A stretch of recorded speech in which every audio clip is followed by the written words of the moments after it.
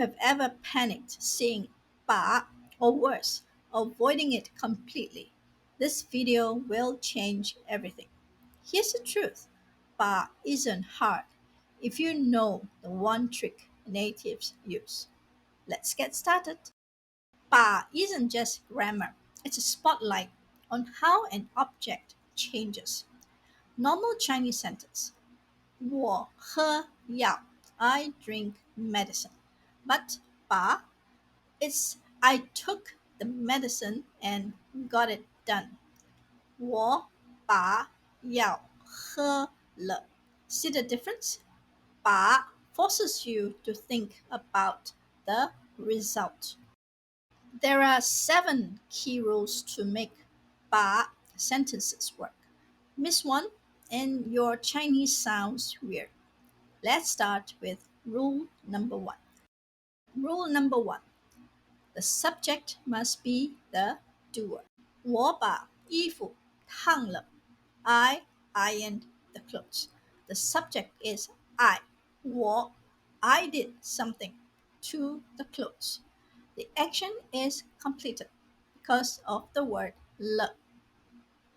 The regular sentence is 我烫衣服了. Sounds fine, but 把 adds clarity and focus on the result. Rule number 2. The object is the receiver. 他把电视机砸坏了. He smashed the TV. 把 tells us the TV got affected. The object, which is the TV, is definite and known.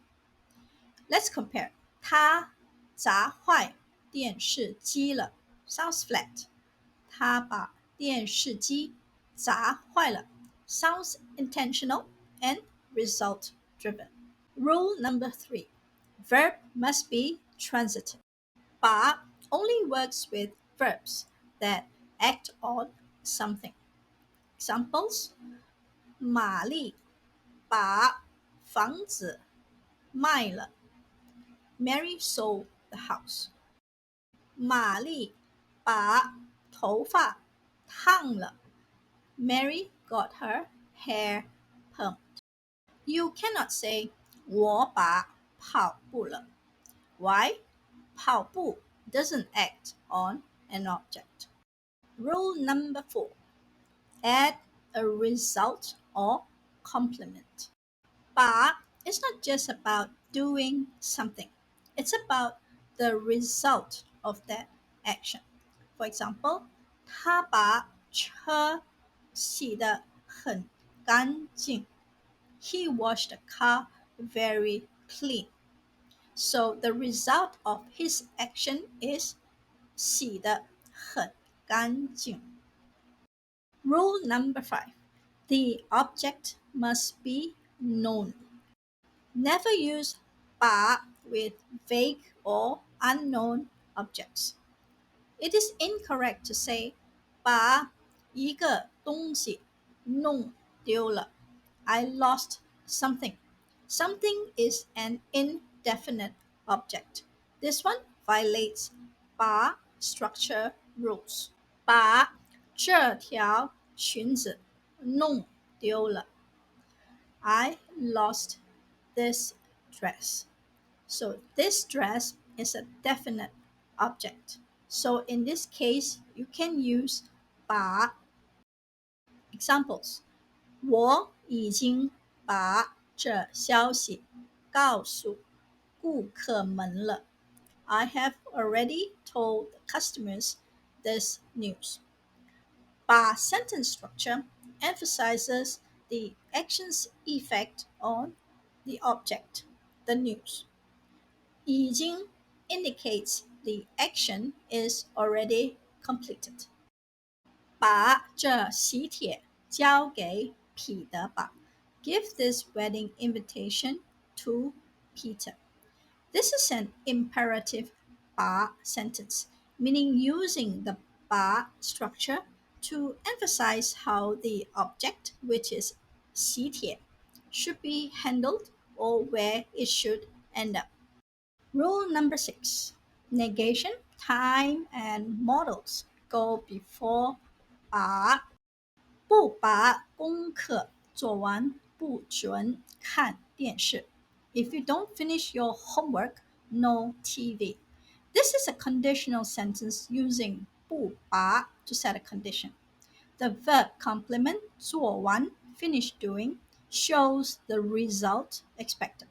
It emphasizes that the homework must be completely finished before the reward, which is watching TV. 他没把钱包带来. He didn't bring his wallet. This is a negative 把 sentence using may to negate the action. Shows that the intended action, which is bringing the wallet, didn't happen. 把 is still used because the object, wallet, is definite and was expected to be affected. 我能把这些食物吃完. I can finish all this food. This expresses ability plus result with the verb complement 吃完, finish eating. 把 brings attention to the object, which is the food, and is complete consumption. 昨天我把房间整理了.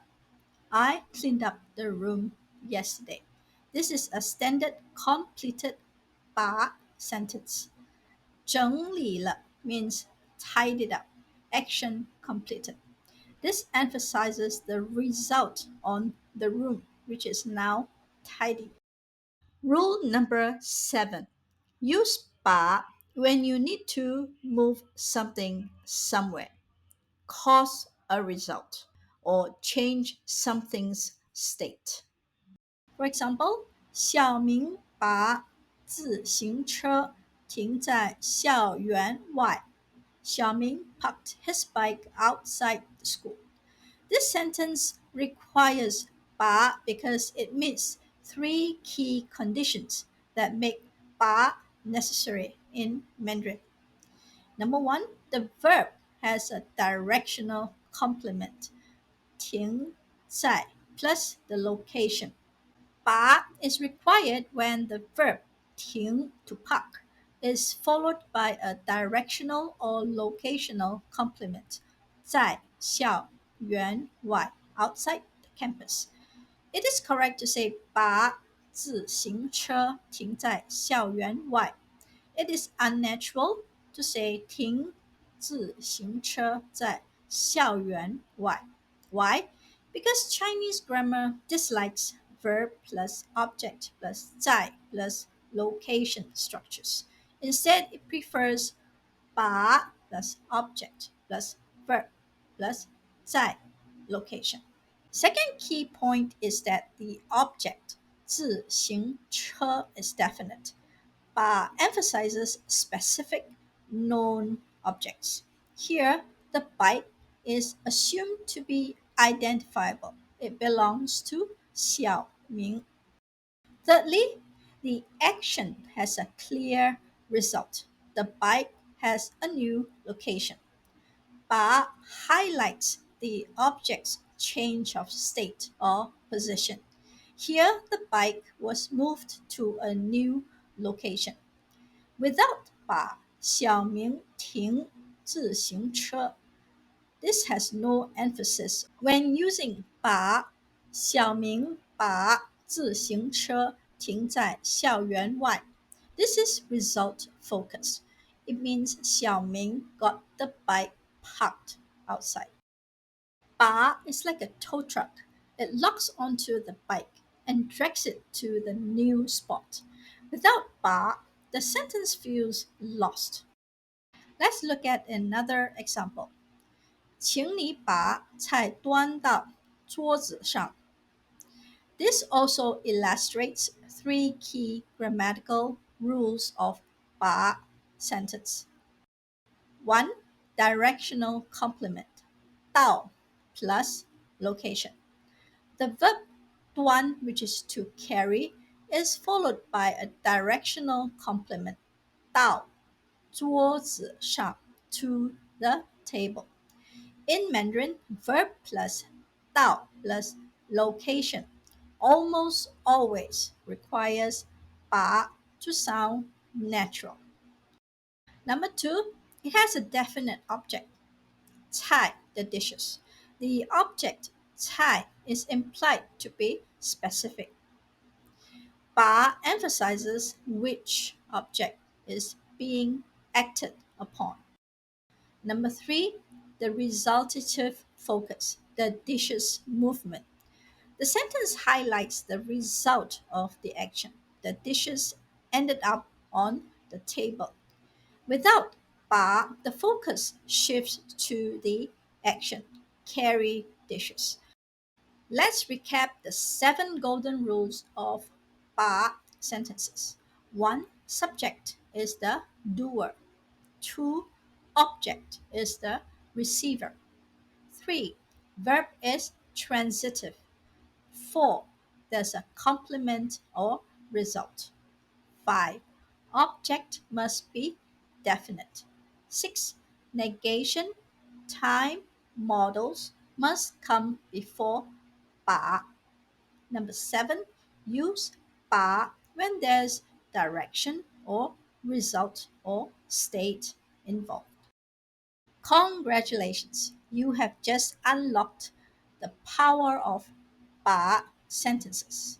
If this helped, hit like and leave a comment using a 把 sentence. Don't forget to subscribe for more Chinese grammar that finally makes sense. 再见。